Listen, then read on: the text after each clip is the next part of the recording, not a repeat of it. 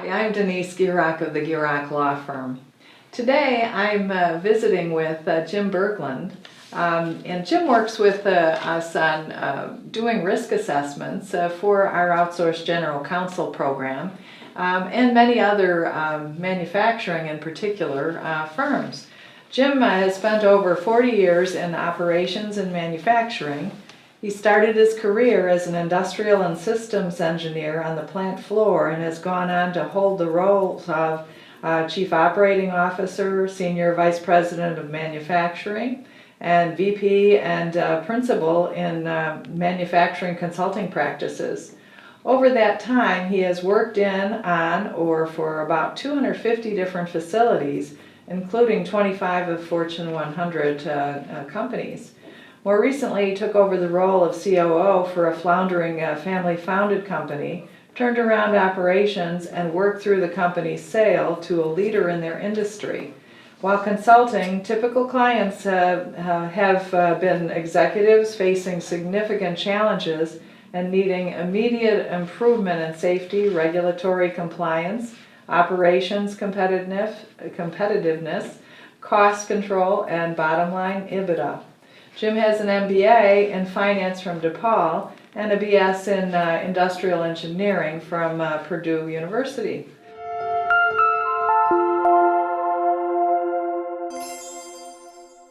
So welcome, Jim. Thank you, Denise. It's a pleasure to be here. Yes, and so, in the course of what we do together, we look at a lot of the different risks, of different companies. And so today I wanted to, highlight a couple of those different areas so that we can, identify specific times where you may have had clients or customers in the past that have had issues and why these things are so important. So the first one is in the safety area. Okay. A lot of people discount this as a major factor.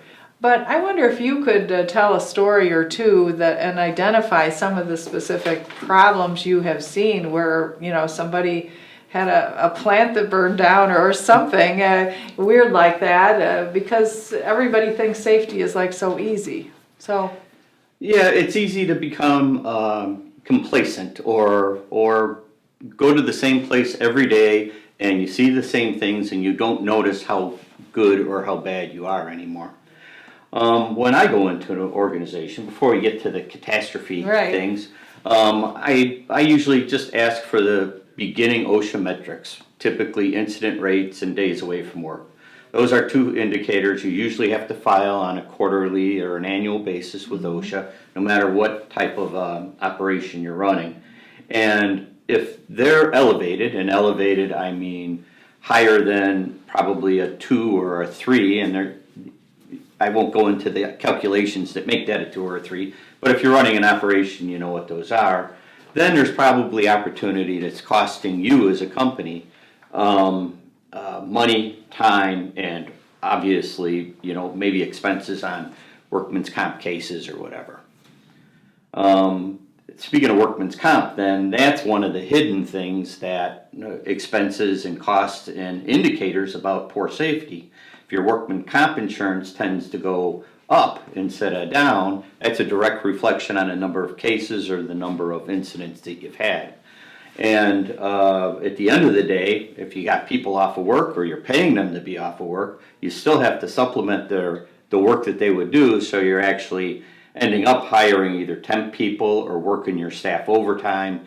And after a certain amount of overtime, staff productivity drops off, as we probably all know. So those are some of the real operational costs, if you will, of having safety issues inside your company. Now you talk about catastrophes or whatever. I remember I was working on one project with a chemical company and they were making fiber, synthetic fiber that would go into clothes and tires and suitcases and all sorts of different things. And one of their facilities caught fire. Mm-hmm. And they hadn't done anything wrong that was outside of the procedures over what they were supposed to do, but when the root cause was actually identified, it's that the procedures did not allow them to clean up as much between product changeovers as they should have. And with that excess trash and excess fumes in the basement of the fiber machine, it caught fire, ignited, and went up right through the whole building. Wow. And literally within a couple of minutes, they were out of that business. So safety, it really is like a continual process. You can't, even though you start with these reports, the days off and the OSHA reports, it's something that has to be reviewed, constantly, because you may have something like that nobody thought that this would ever catch fire, but had they been aware that this is combustible or thought about it, they would have had more time off in between when they were changing over. Or change the procedures to do it a different way. Right. And you may have not even had any more time down, but you would have done a more thorough job of preventing that problem. And this was a company that was well known for safety. So they were, it was an extreme surprise when this happened. But in the root cause, and what they did do is in the root cause, they ended up finding that in the other manufacturing facilities they had around the world, literally, they were using the same process. And so they were able to revamp their process in these other facilities and perhaps stave off another catastrophe like what happened in this particular factory. So when you receive the information, the reports and things that they give you, what are the steps generally you take to identify the risk on safety that you may see in a manufacturing plant, let's say? Well, in a manufacturing plant, I would expect that there's some pretty standard safety protocols that should be in place, such as is everybody wearing their personal protective equipment? And that could be steel-toed shoes, safety glasses, hard hats in those areas. How's the housekeeping in that area? That's the first thing I walk in when I pull into a facility's parking lot. I say, is the parking lot neat? Is it orderly? Is it trashy? Is it dirty? Is the entryway dirty? Or does it look like they have a good habit of cleaning up after themselves? That's the easiest thing. Slips, trips, and falls are the single biggest OSHA recordable incident across all industries. So if you can figure out how to stop those in your facility, you're way ahead of the game. Well, even housekeeping, when you talk about that, I remember having gone into a number of manufacturing facilities in the past where they were dirty. I mean, they were never cleaned up inside on the manufacturing room floor. But I don't see that as much. Is that because of like safety type things? They're trying to do more safety things, or is it more? Hey, they want their facilities to look better for customers or things like that? I think it's both of those. When I was the COO of the company, I was also plant manager, and that was one of the first things we tackled. And that's why it's one. Let's pay attention to the safety of the facility. Two, we wanted to have customers come back to the factory and show we were proud of our product. We wanted them to be able to walk around, feel safe, and not think that they're getting a dirty, dusty product, because we were in a premium market. Right. So we had to put that best foot forward, and it was, it sounds simple, but we ended up instilling a checklist from the supervisor that he had to fill out every day, both pre and post shift, to say, hey, is my stuff put away? Are all my aisles clean? Has my work areas been cleaned? So the next shift that comes in, and in some of the departments, the next shift was literally a half hour later, could start fresh and not have to worry about cleaning up the mess from the previous shift. And that did a whole host of benefits within the company. One, it got the supervisor's attention, and they're singly the biggest driver of anything you want to instill in a plant. Secondly, it gave people pride, and they walked around with a renewed sense of pride about working here and with the product that they made. And so when we were out in the community, they were talking much more positively about the company than they had. So when we talk about housekeeping, the other thought I had was that many of my manufacturing clients are looking for great talent to work in their facilities. And a lot of the younger, people have been traditionally shuffled into, going to college and what have you, because they think a manufacturing career is this old, dirty, really messy, greasy. You come out of there at the end of the day and you're a mess. They think that is manufacturing. And so they would rather, and they do tours with some of these kids walking through these facilities to show them that what it is, it's clean. You could almost eat off the floor, maybe not quite, but almost. And it's all computers and robots and things that the kids are really interested in. So it has other benefits, but I digress from safety here. So tell me more about like doing an emergency action plan. That's something Sure. that... Yeah, so this starts to get into much more of a sophisticated type of a maintenance. And an emergency action plan isn't just about maintenance or safety. It's about, what happens in the event of emergency. Could be a tornado, could be an earthquake, could be a natural disaster of some sort, or it could be a fire in a facility, or it could be a severe injury in the facility. What is the plan that everybody just clicks into by habit and by training to make sure that situation is mitigated and resolved as quickly as possible? There's a lot of companies that don't have the emergency action plan, but I know that when we were first in the facility, it hadn't been updated in a while. We had new supervisors that didn't even know it existed. Right. So we had to go back to square one, literally, revise it, retrain, and we did have a few emergencies over the course of the time I was there, and each one, it was executed perfectly. So that was unfortunately a good result of having an accident, but I was Right. happy with that side. And then the other thing is, if you have a hazardous facility, do you have your internal operating permits? So if you want to go weld something, do you have a welding permit or a welding clearance checklist that you have to have your people fill out before they start their work to make sure they're not going to catch something on fire, they're protected safely, the surrounding area is masked off in some way so that there won't be any harm to my other equipment, my finished goods, my raw material, or God forbid, my people. So some of those might be like my lockout tagout procedure, very common procedure when I'm working on a machine, so that something doesn't turn on when it's not supposed to. Just like, okay, unplug your vacuum cleaner before you change the belt, right? Confined space entry in a silo or another vessel, so that you always know you have somebody there inside and somebody on the outside watching that can respond if there is an issue. Electrical work, are you making sure that all the power's turned off? And do you have these permits that your people are accountable for completing prior to the work that they're committing to get done? Right. I'd go back to the lockout tagout and you talk about, disasters. My first mentor right out of college was an engineering guy in my first job, and he only had one hand. Oh.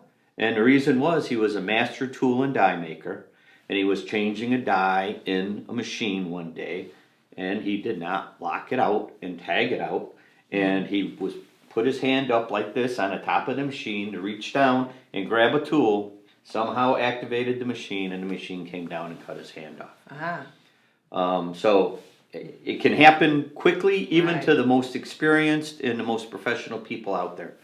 But follow the simple permitting processes, and you avoid a whole host of those problems. I think on some of the equipment these days, they do have sensors to try to stop that from happening, but I would imagine there are some plants that are still using some of that old equipment, so people have to be trained. So that brings us to another area, which is in the labor area, to look at those things that might cause risk within a company. So we talked about safety, but how does this intertwine with your labor, your employees, and what have you? That's a really great question. They are closely intertwined because everything about safety is protecting the people and your equipment, right? so that Right. you can continue to make your product profitably. However, when it comes to labor, there could be a lot more strict, interpretations of the labor regulations to make your people safe and to work. Now, you just recently talked about the new safety features on a lot of equipment. Right. Well, people do nothing but figure out how to get around those safety features so that they can do their job quicker and theoretically better. And whenever I see that, I'm like, well, wait a second here, Yeah. and that was an immediate disciplinary type of a step, whether it was an interview with the safety manager or a write-up that goes in the file or whatever. But some of the things you got to think about when you get into labor, is there a union? And a lot of people think, oh, union, oh, I can't do anything. Well, that's not the case. I've never had a union that I haven't been able to work with. And that includes the auto workers, the steel workers, the aerospace workers, the machinists, the pipe fitters. I've worked with them all and worked with them very proactively. That shouldn't be a thing, but a big thing to worry about, except they probably do have a union agreement, an operating agreement. Right. And I found that if you understand that operating agreement and literally manage it to the letter of the operating agreement, both sides can get along just fine. Right. And they're just as anxious with their people to stay safe as you are to have them safe. Because really the ultimate cause of not having safe is you're less efficient in your operation. You're spending more money, you got inexperienced people doing jobs of experienced people, probably going to cost you time, quality, cost. So it makes good economic sense to keep your people safe. So how important is like education in this process where you're educating workers or working with the unions to do drills or whatever to show them why these things are necessary? Well, that's true. And so we would go and I've instilled this in a lot of my clients too, is where are our fire drills? Where is the running through the emergency action plan? Where is the tornado drill? Do we have a meeting facility point outside for everybody in the plant? And do we have marshals or safety managers that are responsible for safeties? Now, I know when I was running the plant, we actually had a fire too. And one person got significantly injured, and it also burnt up the production machine we were operating on. Literally, I was down to 50% capacity in the factory in 5 seconds. That's how long it took. Wow. And but what happened after that? The fire alarms worked, the sprinkler system worked, the emergency action plan worked. Everybody showed up where they were supposed to. And so when you go back to say, well, let's take a total look at this, with the exception of this unforeseen accident, we had the right stuff in place to contain the accident as soon as possible. Right. And another example of that is that plant in Aurora that was fairly recent where there was a disgruntled employee. Oh. And so you had to get everyone out of the plant. And, if you had these drills already, you can have everyone meet so that you can do a head count and make sure everyone's accounted for. So, there are a lot of unforeseen circumstances that make these things all very important to make sure that the companies are doing this. So in your risk analysis in this area, you're looking through how often do they do these things and how do they educate their people so that everything is done right? Is that how it works? Typically, Yeah. right. And some places you walk into and they have really professional organizations that do this on a regular basis. But what is the workforce training procedures? Do you try to do cross training in your facility? So if somebody's on vacation or somebody does have an injury that they can't do their job, you have somebody to step in and perform it just as well. What are your employment rules? This will be really tricky in Illinois with the new marijuana laws, but do you have drug or alcohol screenings that you go through? Do you do a background check on the people? And are you living by what your rules are? Right. So enforcing. it's not that, oh, Denise is coming in, we don't have to have her go through the background check. You're coming in, everybody Right. goes through the background check. How's the EEOC compliance? Do I have open cases? Do I have violations? Or am I following that set of guidelines when I'm hiring people and the way I manage my people? What's the makeup of the workforce? Am I semi-skilled? Am I unskilled? Am I fully skilled? Can I operate a robot? Or am I literally best off like just doing a routine assembly process? And some assembly process are anything but routine. You have to be a very skilled electrical person, or you need to be a very skilled mechanical person to be able to do that. Do I have the right skills and the right training? And then what are you doing for your supervisors and the other managers? Are you building their skills up? Are they getting exposed to better management techniques? Are they getting exposed to better manufacturing processes within their area of expertise? Those are some things on a ongoing basis that I like to see in an organization that's going to be long-term and profitable. And I do see that in a number of ways where they do forget those leadership skills that need to be in those supervisor roles. And what should they be doing, what should they not be doing, and train them to limit the number of EEOC claims you're going to have by doing it right. Because their normal way they might, just react to something may be just automatic, kind of like they would do out on the street, but they can't do it that way. So they have to be retooled in order to answer questions and to respond to their direct reports in a different manner. And some of the old supervisors are, they've been there for 30, 40 years, Right. and they're used to being able to kick butt and take names and get their work Right. done.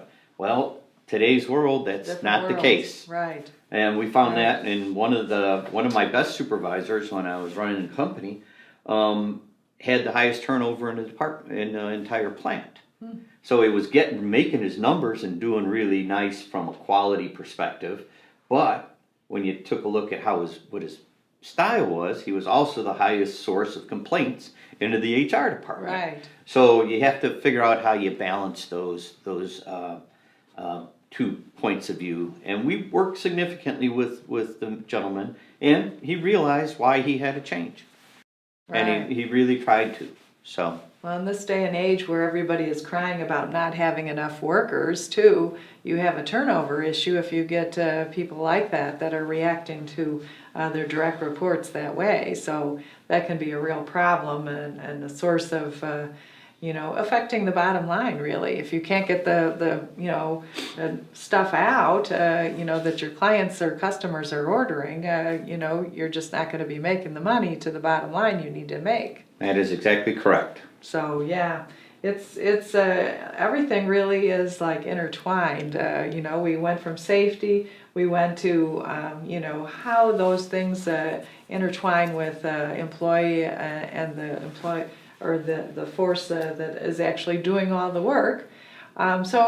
Let's look now and go over to environmental and other regulatory type things. So what are the things that when you come into a plant situation to evaluate the risk that you look for or you ask them to provide to you? Yeah, so as I know as a manager, this is where you can really go to jail real quick. Yes. Is by doing something that isn't compliant in the environmental or the regulatory arena. So I know it used to keep me up at night when they come in and I had my safety person or my environment person come in and you got to sign this, and I'd always ask them, is this to keep me out of jail or to put me in jail? And invariably they got to the point where it was always about keeping me out of jail. Mm-hmm. And but when I go in, the first thing again, I start from the parking lot, right? You're looking, Right. are the tanks rusty? Right. Do they have the proper mitigation and containment areas around them if in fact they had a leak? Mm-hmm. Are the pipes leaking? Mm-hmm. is all those things are indicators of issues that you probably have some less than stellar environmental or regulatory issues.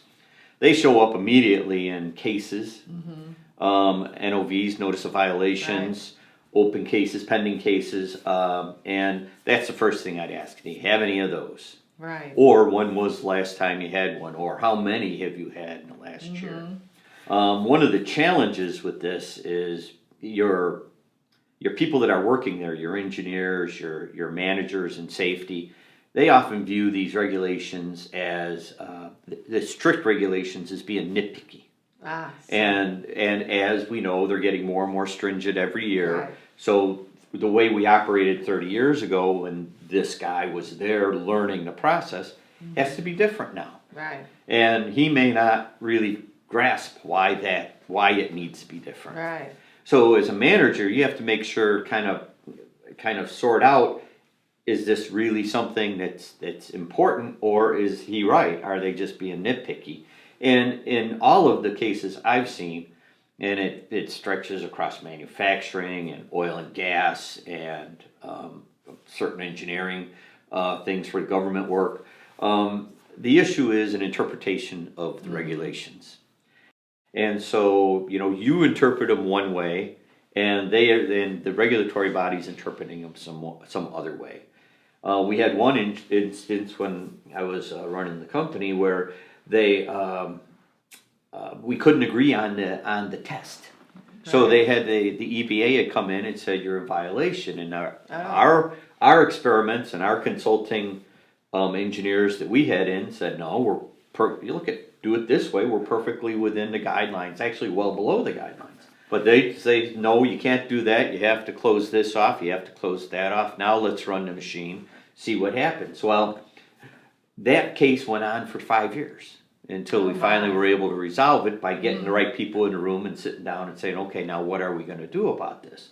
But again, that was because the staff didn't believe that the regulators had the right to tell them how to do the operation. Whereas the regulator said, I got all the right in the world, I'll shut you down tomorrow, right? That's right. So, anyway, you usually have to be proactive on these things. Right. And if you get one, address it. I can guarantee you the regulators are not going to go away. Right. Right. So you're better off just biting the bullet, Deal with addressing the issue. And in my experience, they're very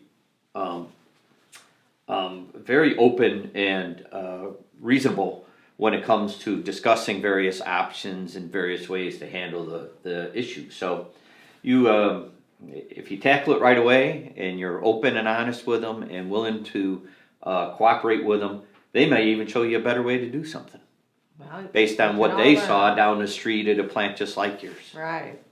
So do you look at a lot of manufacturing plants take their waste and it goes into drums and it's disposed of. Do you, look at how those drums are managed, how they are taken off site, where they go, and all of that type of thing to make sure that you've lessened the amount of risk? Yes, absolutely. Most of the chemicals a manufacturer has to have a chain of custody tracking. And so from how you put them in and are they sealed properly to who is your contractor, assuming you have a contractor, to haul them away, all the way through to what are they doing with them. And you're responsible for making sure that that's all legit. You can't just say, hey, I gave it to Denice Trash Company and my hands are clean. That's not the way it is anymore. Right. So you have to make sure that those things are documented correctly. I remember we used to have a monthly, I believe, hazardous material report that I got, and it had that told you exactly how many barrels, how many pounds of waste went out and went to where.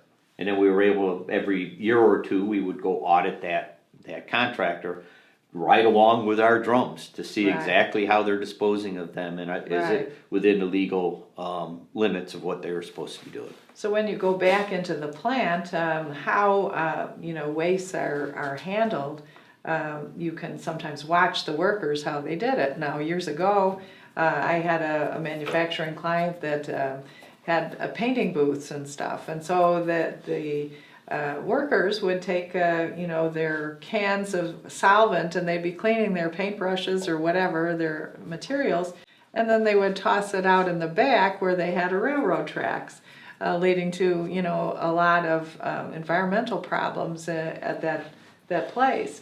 So, it's a different world today, and so how important is like training your supervisory staff then so that they can also manage that internally, because they're the eyes to what's really going on in that plant? So we had, in each department, we had designated spots in different containers for the different chemicals that the department should dispose of their chemicals in and paint cans and whatever, solvent cans, in those appropriate canisters. Right. And OSHA and other regulatory people would come through probably once a quarter.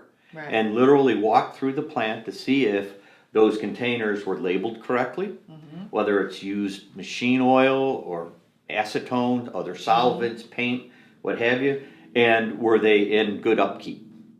And so as a result, we started to do that on a monthly basis, just ourselves with my safety manager. She would walk around and make sure that each one of the departments had all of their containers. And once people realized that was the habit and that was what we had to do, protocol. and it was protocol, it became part of the regular cleanup at the end of the day. Right. And we had, my time there, we had no violations. Right. For the incorrect usage of disposing of it during the operation. Okay. So when you're doing a risk analysis of a new company, you're looking at, different reports that are done. You're looking at, the chain of custody reports. You're looking and walking through the facility, all of those type of things. Is there anything else that you look at to be able to give a good summary report to, the executive team?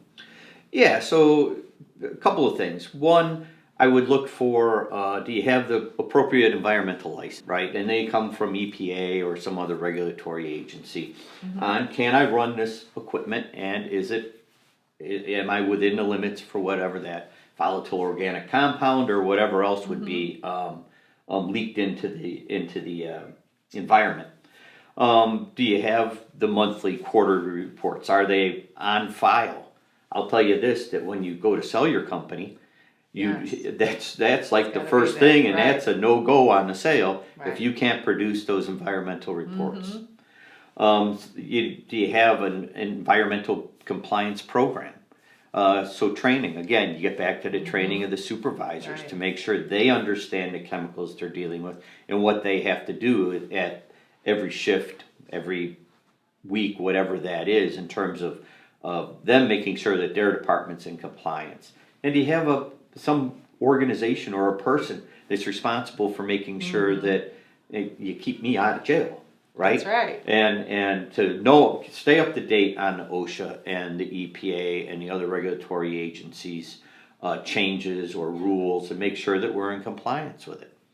Do you have historical filings? Your NOVs, do you still have open cases? What are you doing to solve those? And then again, we talked about this, but the hazardous waste filings, and do I have, am I confident my chain of custody is where it should be and good enough? Right, and all of that will allow you to give a sufficient summary report to the executive team to highlight the things that are most critical that they need to look at or change or tighten up on, so that they can lessen that risk. And that's within a relatively short amount of time, like ours, you can determine whether they've been compliant in doing what their procedures and their compliance program says, or whether they haven't. Right. And if they haven't, that's where the risk comes in. Right. Both to them and, of course, then if they were to have anybody else come in.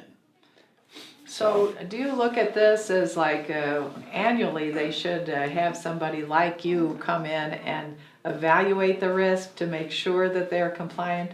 I mean, safety and labor and environmental are such important, features that create such a large, chance of a risk of, damage or, loss to this company. It almost seems like it should not only have the supervisors doing this properly, but also having an outside third party other than the EPA Right, to come exactly, in and right. look at these Before they things come in, before right. they come in. So would you recommend that? Well, I don't know. I think it depends on the company on how often or how frequent you do that. Your insurance company does that every time they True. renew your policy. So if you know that, they come in and you've got your insurance inspectors for a day or 2 days or 3 days, depending on your facility and what you're doing.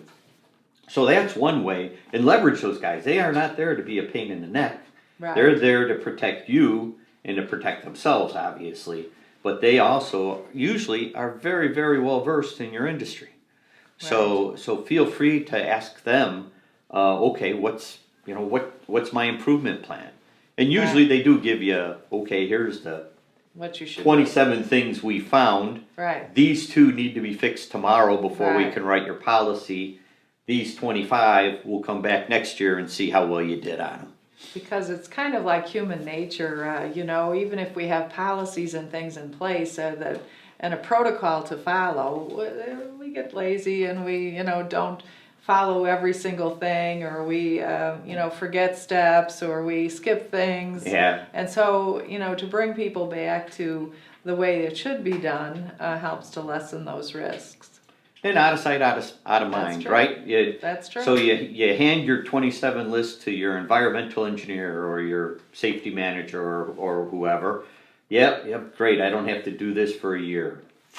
Boom, right in the bottom drawer. That's right. right. And Yeah, then next 2 weeks year. to go, and he gets a little email ding from the insurance Takes company. it We're out of the coming, drawer. and maybe half of them take longer than 2 weeks to do. Right. Because you have to establish a committee, or you have to have an outside expert come in Right. and validate that your manufacturing operations in compliance. Right. So then all of a sudden the insurance guys come back and you only got half of the 25 things done. So it's imperative that you respond when you get the feedback. Right. Is no matter where it's coming from, insurance or somebody else from an external perspective, but treat it, with urgency. Right. I think sometimes, companies will hire an EPA manager or something, whatever the title is, and they rely so much, the company, the CEO, COOs, rely so much on that person that it doesn't go up the food chain. The importance of monitoring this and making sure that this is done throughout the year as against just an afterthought right before they have to get this thing done. Yeah, exactly. And then do you have the real basics too in your Right. organization and set up, So everybody's got to have their safety data sheets, the old material safety data sheets, and documented and posted in a place that's easily accessible for every department depending on the material they're using. What about the fire department? Have they been in lately? Yeah.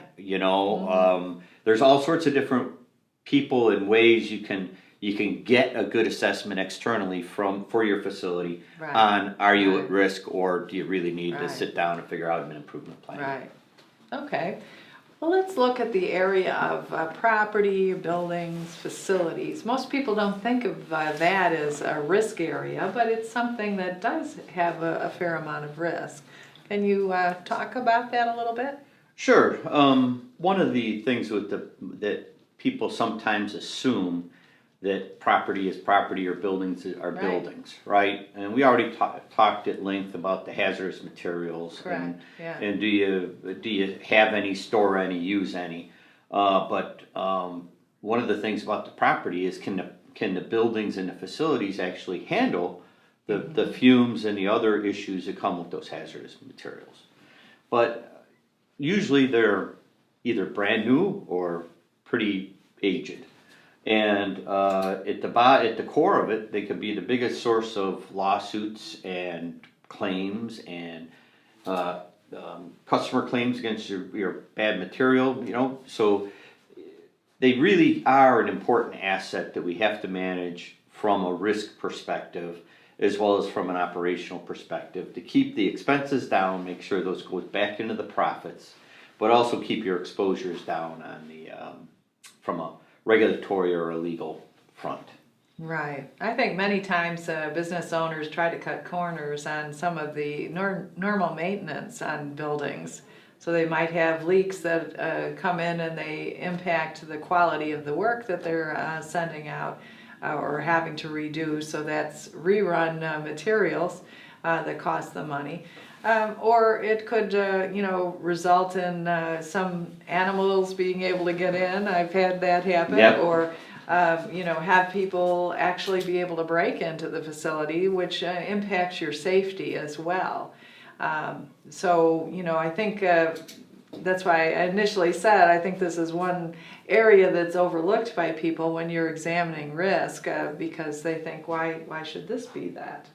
That's especially true when you may not own the facility.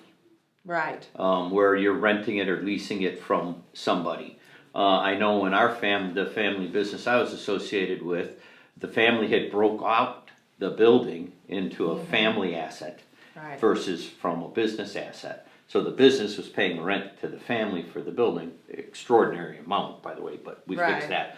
But as a result, they were theoretically responsible for the upkeep. Well, their lack of upkeep was having a direct negative impact on what the business was able to do, from roof leaks to pipe bursts to poor maintenance on the outside of the building, like you said, security, locks, just doors working, and in some cases then you get back into an OSHA or an EPA violation by not having the appropriate escape routes once an emergency could happen. So I know when my assessment of the facility starts before I even get there, right? I'm driving down the street and can I hear it? Can I smell it? Do I see smoke coming from that direction? Right. And if I'm thinking that, imagine what your neighbors are thinking, and the regulators are only a phone call away. Right. Because they love getting the complaints. Right. So you have to understand what your operating limits are and make sure that your facility is up to snuff. Right. And it can be a big cost, like you said, from loss of finished product, loss of raw materials, safety, delays, fixing up a leak. Right. I mean, it can really be all over the place from a risk perspective. Right. And you mentioned leasing the facility, from an owner of the building. I've seen many times where it's not properly delineated in the lease itself who's responsible for maintenance of what.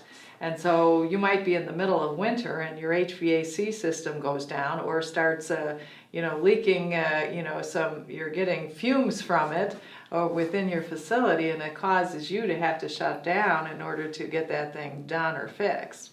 So, it is important to also, delineate who has that responsibility within your lease. And if you, don't do that, then don't be surprised if you have this, happen with the building not being maintained. There are a lot of good, owners, and there are some that are not so good. They just like to cash the checks. They like to cash the checks, and you don't know where some of these people are financially that are cashing your checks. I mean, they might be living paycheck to paycheck, and they don't have $100,000 or $1 million to redo the roof. Right. And but you have to stick up for your rights and make sure that they understand that they're impacting you. And probably end up, having to have a very stern legal conversation with them somewhere along the line. True. Or the next lease, when it comes up, you may say, I know I've got to do the roof, and so I'm going to do a 5-year lease, and I'm going to build that into what I'm going to pay for this because it's benefiting you. So there are a lot of ways to handle it, but they all impact and create risk if you don't, handle it properly. And some people, they realize they have $10 million in equipment inside this facility. They just can't say, well, I don't like this landlord, like you can in an apartment, you know, and say, well, I'm moving, because Right. you physically can't. Right. I know in a lot of places you've got special foundations for your equipment, or you've got special piping, or you've already invested in the hazardous material tanks in the backyard. So you're not likely to go, and that's why you have to have a really good working relationship with those people. Right. But, you know, but assuming you do have control over that, you know, it's, how do you take a look at the risks and assessment and assess them from my facility, right? So it might be, if you have not taken care of this within the lease itself, you might be stuck with this as an additional cost, just so that you can, not have additional risks or problems within your facility. So you almost have to plan for that if you're going into an old building or an old facility, or you didn't check out the landlord to see what kind of landlord he or she was, to make sure that this is, going to be maintained properly. Yes, exactly. And, so when you go through, I mean, I try to get a nice tour of the facility, and you can see right away whether you've got a leaky roof or poor foundation. I know when I was running a company, we got bought. We eventually got bought, which is exactly what we wanted to do. But the new COO came in, the corporate COO came in, and he took a tour and sat me down and gave me, even though I'd been working my butt off for a couple of years, and I made a ton of improvements, there were still a lot of things I either didn't have the time, the expertise, or the budget for, when we were literally trying to go from a negative profit perspective to get it up to a positive profit perspective to be able to sell the company. So, sometimes the bad news is not nice to hear, but you probably need to hear it, or at least know it's out there. Right, because the marketplace does catch up with you eventually. All of our business owners who may be listening to this may have as a long-term goal that they may want to sell, their companies.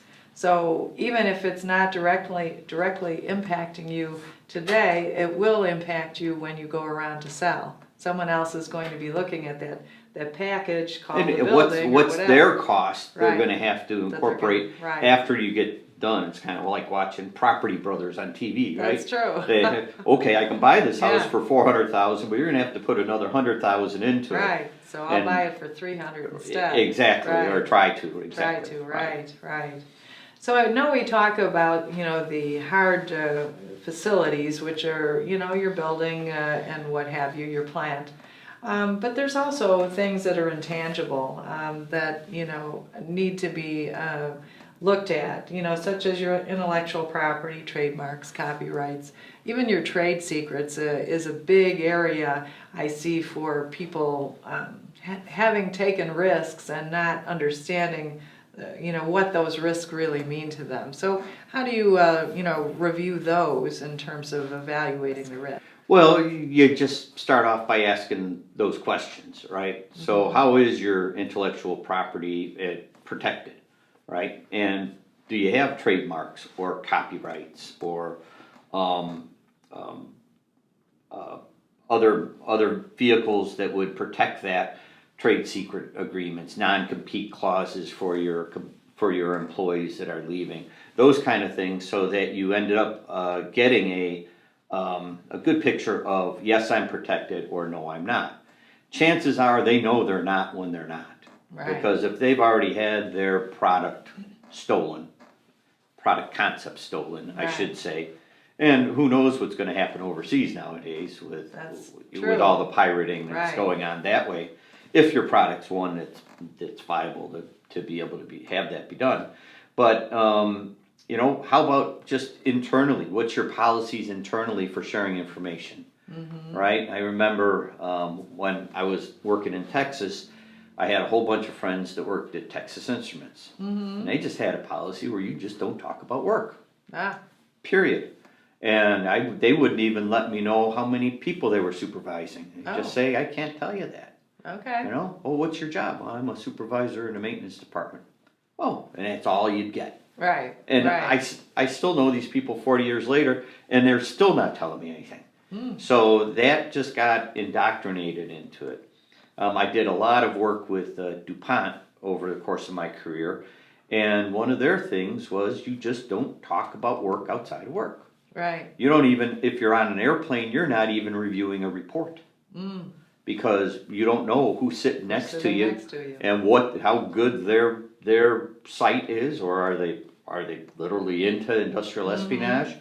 So the whole concept, the old Navy thing of loose lips sink ships, It's true. that's true, and how to have your employees realize that they can't be out there talking about this stuff either. Right. The other thing I see is, many companies have engineers who are working on new products, new improvements, and, to have a policy, but not only a policy, but written into a contract, between the company and those engineers, that anything they develop that's going to get copyrighted, patented, trademarked, all of that is going to belong to the company, and that they have to agree with that.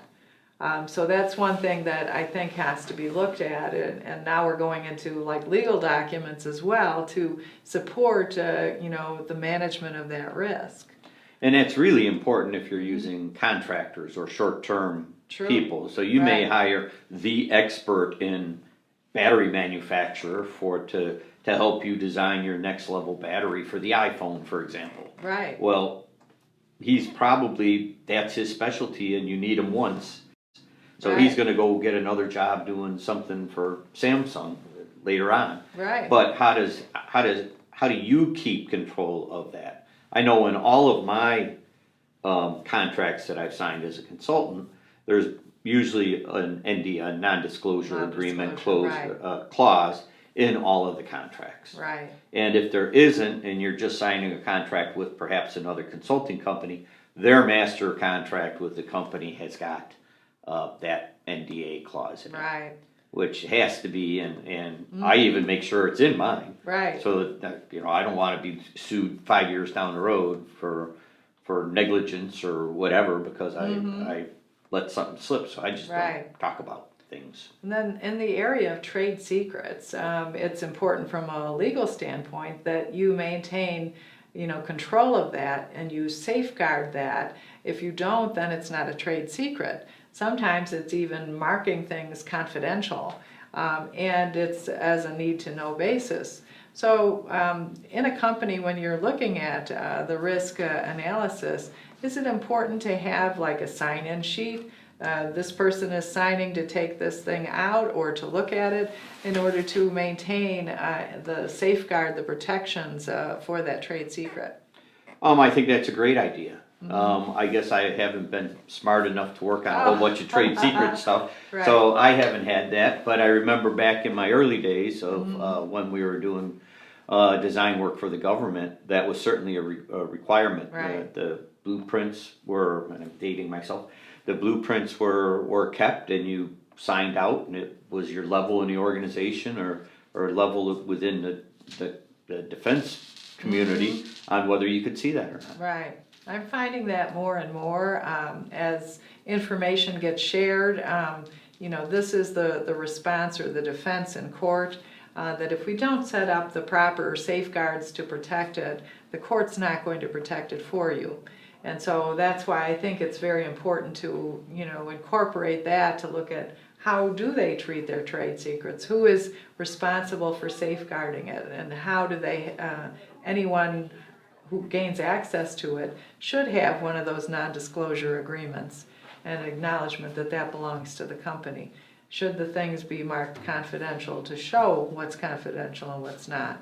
So there's a lot of different things that go into that, but I think it's important for the risk analysis as you look at it. Yeah, and especially if you're using contract facilities to manufacture your product. Because you've got to give them all the trade secrets for chemistry, for manufacture, for processes, and that's at risk of being literally put up in the wind where everybody can have access to it. Right. So No. You know, It's it's really not. relatively simple in terms of just setting up these internal legal processes so that you are protected. Right, And like right. you said, the courts will always decide what the person, you know, Yeah. kind of like, you know, You don't protect ownership is yourself, 9/10 they're of the not law, protecting right? you, You know, right. so Right, right, and that is a problem, because we're doing a lot more outsourcing, you know, different parts of the manufacturing process are done in different ways, at different places, you know, maybe many of my clients have, in the past done some work in China, some in Mexico, different countries, because, you know, they were able to have a better bottom line, and have a good product, you know, out of it, but that certainly is a concern of many of them. How do I protect that in order to not lose it and have it copied or cheapened, you know, as many countries, you know, people in many countries might do. It's just the competitive nature of the world today. yeah, you wouldn't mind the extra 2 cents you save on your product if they Right. went cheap, but then Yeah. when it fails in 50% of your units, then Right. you're not Not so making good. money, right? So let's turn to like logistics and freight operations, because I know many of the companies that we deal with have that, you know, as part of what they need to work with. So what are the risks that are attendant to those areas? Well, first off, it's really expensive. So it can be a good chunk of your operating expense going towards freight or distribution of your Right. finished product. And that doesn't even include the expense for the incoming stuff, if in fact you're responsible for that. Even if you're not responsible for it, it's built into your price that you're paying from your supplier. Right. So just treating it from a potential for profit improvement, you know, you should pay attention to it. Secondly, it's the first interaction the customer has with our company usually, right? And so whether it's coming by FedEx or through Amazon, or they're going to a showroom to buy you know, I was just talking about my brand new car purchase. Well, I went to the showroom to buy Right. my car, right? So that's, how did the car get there? Was it Right. in good condition when I looked at it, you know? And I actually bought one that was in the process of being shipped. Oh, okay. So that was, all those things So were you- first on my right. mind when I went to pick it up. And then how does, you know, I would ask, how does the product get to the customer, and what kind of safeguards do you have to make to ensure that that product's getting to them undamaged in a condition that you would be proud to say that's my product. And so there's a lot that goes into that, because some of our clients or customers, they use outside freight companies. Right. And so you've kind of given up the ability to control some of that, you know, when you do that.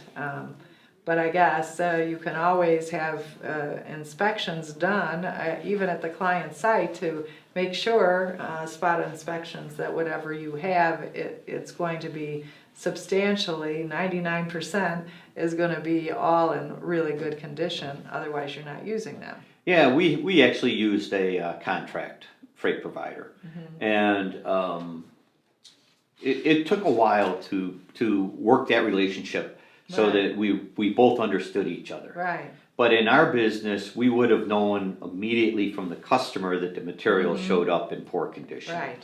And that we could literally take every day and work very proactively with our distribution provider to make sure that we found out what happened and it doesn't happen again. Right. And they were constantly, you know, they're getting paid a certain amount from us, but they're also paying then the trucking company. So Right. their issue is, how can I get more from my client and pay less to my suppliers? Well, we wanted to make sure that they were doing a good job. So in several cases, I just got fed up with a couple of trucking lines, and I said, you cannot use these guys. Right. You just cannot. Right. Right. And so if you have a contract provider, leverage them. They know that they're going to be managed. Manage them. Right. When I first came down into that company, it had been a hands off. Great, I got a contract provider. I don't have to worry about anything. Well, it was 13% of my cost of goods sold was going to go into transportation of finished Right. product. I'm like, I can't live like this. No, you got to manage So it. we fired those guys, right. And hired another one that really understood what our business needs were and worked with us very closely to make sure that we were meeting our needs, their needs, and the customer's needs. Right. So many of our customers, may do have their own trucking internally. So what are the potential liabilities there are that are attendant to doing that? Well, the first liability is you're having people over the road representing your company. And are they safe? Are they appropriately licensed, both from a truck perspective as well as from a driver perspective? Are they polite and pleasant when they go to your customer's facility to drop off the material, or do they pull up gruff and angry? Are your vehicles up to date with the DOT inspections? True. Both government and both federal and state, or even local in some cases. Insurance for your vehicles, for the damage to the vehicles, but also to the liability for any other damage that might happen. And then what's the procedure for handling the material on and off the truck? Do you have the proper equipment? Do you need a pallet jack to be able to move your product around, or do you expect your driver to be able to just muscle it out? Do they have, when you show up at a client site, do they have to have a lift gate kind of a dock? Or can I just pull in with a fork truck? Or do I have to have a lift gate tailgate that goes down on the ground so that it's easy for the customer to accept the product? Those are kind of the immediate things that come up. I know when I was working for a company a long time ago as the sole engineer in this little company, and they went on the road across the country to fix locomotives. Okay. And when I showed up, every time they went across the road, they'd come back and they just had these fines from these various states because they didn't have the proper permits or the proper licenses to go into those states, or they weren't paying the gas tax, or they didn't have the right toll tags. And so just by understanding what the regulations were, both from an interstate commerce perspective, but also from a state by state, depending on where we were going, we were able to save a ton of money and make the trip safer and shorter. Right. Because Because then we could do everything legit and not try to outrun the scales or the police or anything else. So there's a lot of opportunity for just cost drain because we're just not paying attention to it, or we think somebody else has our best interests at heart. Right.